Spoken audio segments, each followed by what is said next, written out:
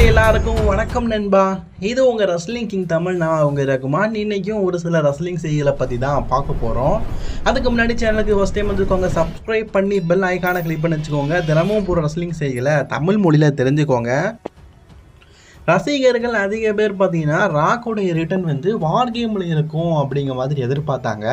But ஆனால் வார் கேமில் வரல. வந்திருந்தால் ஒருவேளை ரோமன் ரெயின்ஸுக்கும் ராக்குக்குமான ஃபியூட் வந்திருக்கும் அப்படிங்கிற எதிர்பார்ப்பு இருந்தது.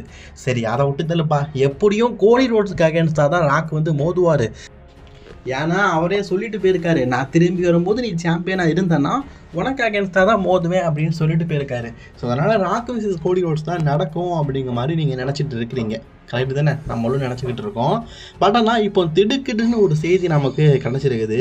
அதாவது ராக் விசஸ் கோடி ரோட்ஸுக்கான மேட்ச் பார்த்தீங்கன்னா மேபி ஹேப்பனிங் தான். இந்த மேட்ச் வந்து இந்த வருஷம் ரெஸ்ல்மேனியால கண்டிப்பாக நடக்கும் அப்படிங்கிற மாதிரியான சிச்சுவேஷனில் இல்லையா. ஸோ மேபி நடக்கலாம் அப்படிங்கிற சிச்சுவேஷனில் தான் இருக்குதான். அது மட்டும் இல்லாமல் WWE பார்த்தீங்கன்னா அன்னதர் பிளானிங் ஒன்றும் வச்சுருக்கிறாங்களாம்.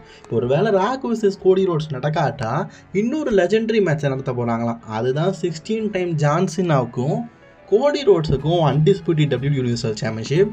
ஸோ இந்த மேட்சோட ஹைலைட் என்னென்னா கோடி ரோட்ஸ் வந்து சாம்பியன், அதே மாதிரி முன்னாள் ஃபேஸ் ஆஃப் த ரெஸ்லர் கூட தற்போதைய ஃபேஸ் ஆஃப் த ரெஸ்லர் மோதுறாரு. அது மட்டும் இல்லாமல் இந்த மேட்ச்சில் ஒருவேளை ஜான்சனை வின் பண்ணிட்டா 17 டைம் வேர்ல்ட் சாம்பியனாக இருப்பார் அப்படிங்கிற எதிர்பார்ப்பு இருக்கும். ஸோ ரெண்டு பேருமே கிட்டத்தட்ட ஒரே பொசிஷனில் தான் இருக்கிறாங்க. ஸோ கோடி ரோட்ஸ் விசஸ் ஜான்சனை நடக்கும்போது ஃபேன்ஸ் மத்தியில் ஒரு நல்ல வரவேற்பு கிடைக்கும்.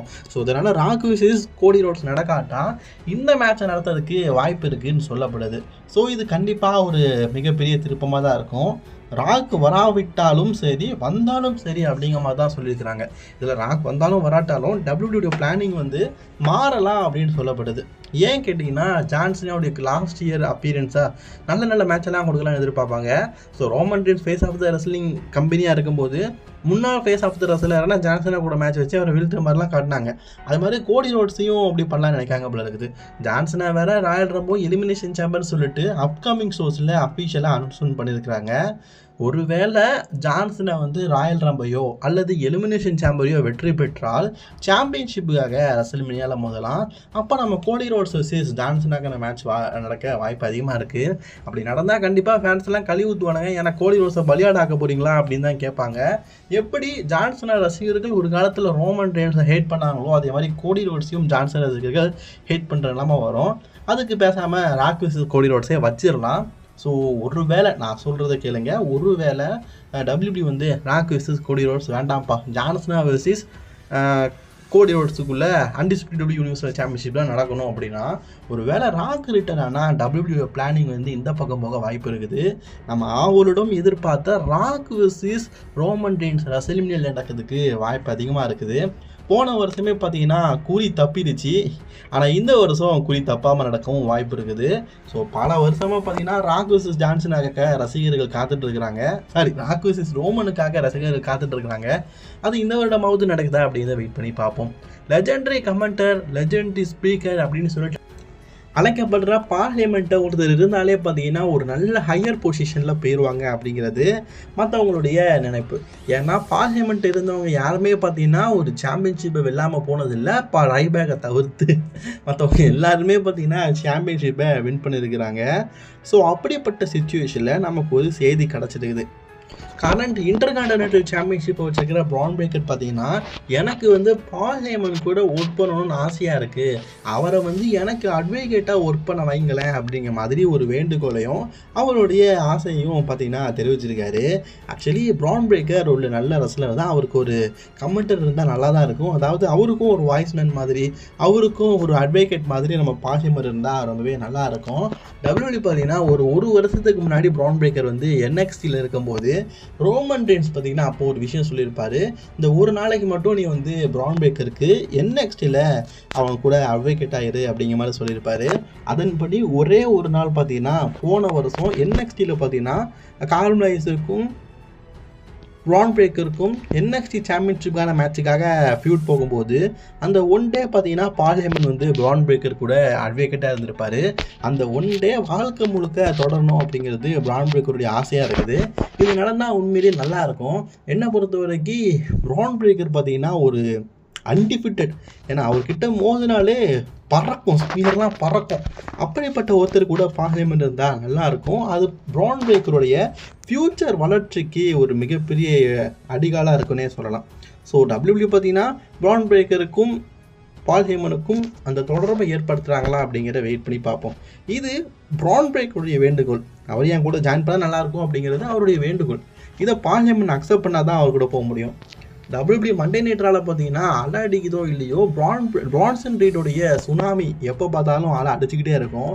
நம்ம ஆளு பார்த்தீங்கன்னா ஒவ்வொரு வாரமும் ஒவ்வொருத்தரை தூக்கி போட்டு கோதலை உருவி தொங்கு போடுறத வழக்கமாக வச்சுருக்காரு. அப்படிப்பட்டவர் இப்போ நடந்த வால் கேமில் பார்த்தீங்கன்னா மேலேருந்து குதிச்சிருப்பார். ஆக்சுவலாக அவர் குதிக்கும்போது சிஎம் பேங்க் ரோமன் ரெயின்ஸை சேவ் பண்ணிட்டாரு, அது தெரிஞ்ச விஷயந்தான். பட் இருந்தாலும் அவர் குதிக்கும்போது அந்த டேபிளில் படும்போது அவருக்கு ஒரு சில இன்ஜுரி ஏற்பட்டுடுச்சான். ட்ரிபிள் ஹெச் என்ன சொல்லியிருக்காருன்னா பிரான்சன் ரீடுக்கு ஒரு சில இன்ஜுரி ஏற்பட்டிருக்குது, அதனால் ஒரு சில கப்புள் ஆஃப் தி வீக், அதாவது ஒரு சில வாரங்கள் வர முடியாதுன்னு சொல்லியிருக்காரு. இதுக்கு பிரான்சன் ரீட் அவரோட சோஷியல் மீடியா என்ன சொல்லியிருக்காருன்னா, இன்ஜுரி அப்படிங்கிறது டெம்பரவரி தான், ஆனால் மூவ்மெண்ட் அப்படிங்கிறது ஃபாரெவர். என்னோட இன்ஜுரி அப்படிங்கிறது ஒரு சில நாட்களில் சரியாயிரும், அது டெம்பரவரி தான். ஆனால் நான் பண்ண மூவ்மெண்ட் வந்து கெரியர் மூவ்மெண்ட்டு. என்னோட உடல் வெயிட்டை வச்சுட்டு நான் அவ்வளோ பெரிய ஒரு ஜம்பை பண்ணோம்ல, அது ஒரு கெரியர் மூவ்மெண்ட்டு அப்படின்னு சொல்லிட்டு பிரான்சன் ரீட் பார்த்தீங்கன்னா தன்னுடைய சோஷியல் மீடியாவில் சொல்லியிருக்காரு. எஸ் சீரியஸ்லி காய்ஸ், இவ்வளோ பெரிய உடம்பை வச்சுக்கிட்டு இவ்வளோ பெரிய விஷயத்தை பண்ணுறது அப்படிங்கிறது சாதாரண விஷயம் இல்லை. அதை பிரான்சன் ரீட் பண்ணியிருக்காரு. நம்ம கண்டிப்பாக எல்லாருமே பார்த்தீங்கன்னா அதுக்கு ஒரு அப்ரோச் பண்ணி ஆகணும். இப்போது ரோமன் ரெயின்ஸ் பாயிண்டிங் லெவலில் அதிகமாக இருக்கார். ஏன்னா 2 தடவை சோலோ சிக்காவை பின்ஃபால் பண்ணி வின் பண்ணியிருக்காரு. ரோமன் ரெயின்ஸ் கவுண்டன் முறையில் 2, சோலோ சிக்காவா 1 அப்படிங்கிறதுல தான் இருக்காரு. இப்போ நமக்கு கிடைச்சிருக்க செய்தி பார்த்தீங்கன்னா அகெயின் வந்து சோலோ சிக்காவுக்கும் ரோமனுக்கும் ஒரு மேட்ச் நடக்கும் போது அது டாக் டீமாவோ அல்லது சிங்கிள்ஸ் மேட்சாவோ இருக்கலாமா. இப்போதைக்கு நமக்கு கிடைச்சிருக்க செய்திப்படி சாட்டர்டே நைட் மெயின் ஈவெண்ட் அப்படிங்கிற ஒரு ஈவெண்ட் நடக்கும் போது, ஸோ அதில் வந்து team Solo versus team Roman இவங்களில் யாராவது அல்லது ரோமன் வெர்சஸ் சோலோவோ அல்லது ஒரு டாக் டீம் மேட்சாவோ நடக்க வாய்ப்பு இருக்குது அப்படின்னு சொல்லிட்டு நமக்கு ஒரு செய்தி கிடச்சிருக்குது. ஒருவேளை இந்த மேட்ச் நடக்கும் பட்சத்தில் சோலோ சிக்காவா ரோமன் ரெயின்ஸை வின் பண்ணிட்டாருன்னா டைஅப் ஆயிரும். அப்போ இவங்களுக்குள்ளே நடக்கிற மேட்சஸ் பார்த்தீங்கன்னா அடுத்தடுத்து நடக்கும்போது ஒரு இன்ட்ரெஸ்டிங்காக இருக்கும்ல. மேபி அதுக்காக கூட WWE பார்த்தீங்கன்னா அந்த மேட்சை கன்ஃபார்ம் பண்ணியிருக்க வாய்ப்பு இருக்குது. எனக்கு கிடச்சிருக்க நியூஸ் படி Saturday night main event WWE அதுக்கிட்ட தான் நடத்த போகிற ஒரு லைவ் ஷோ. இதை பேப்பர் வியூவாக WWE கன்வெர்ட் பண்ணுறாங்க. பட் ஆனால் டிவியில் போட மாட்டாங்களாம். சரி, WWE பார்த்தீங்கன்னா இந்த சாட்டர்டே நைட் மெயின் ஈவெண்ட்டை ஒரு லைவ் ஷோவே முடிச்சுட்டா நினைக்கிறாங்க போல இருக்குது. என்ன பொறுத்தவரைக்கும் இது டிவியில் போட்டால் நிறைய பேர் பார்ப்பாங்கப்பா, அதையும் பண்ண மாட்டாங்கன்னு தெரியல. சாட்டர்டே நைட் மெயின் ஈவெண்ட்டில் சோலோ சிக்காவுக்கும் ரோமன் ரெயின்ஸுக்கும் மேட்ச் நடந்து அதில் ஒரு வேளை ரோமன் ரெயின்ஸ் வின் பண்ணிட்டாருன்னா பாயிண்ட் அடிப்படையில் ரொம்ப அதிகமாகிடுவார். அதுக்கப்புறம் ரோமன் பக்கம்லாம் சோலோ சிக்கா வர முடியாது. ஸோ அதனால் இந்த மேட்ச் நடந்ததுன்னா கண்டிப்பாக சோலோ சிக்காவை வின் பண்ணுவாருன்னு சொல்லி எதிர்பார்க்கலாம். ஓகே, இன்றைக்கான ரஸ்லிங் செய்திகள் அம்புட்டு தான். பிடிச்சிருந்தனால லைக் ஷேர் கமெண்ட் பண்ணிக்கோங்க. தொடர்ந்து வீடியோ பார்க்க subscribe to wrestling king Tamil.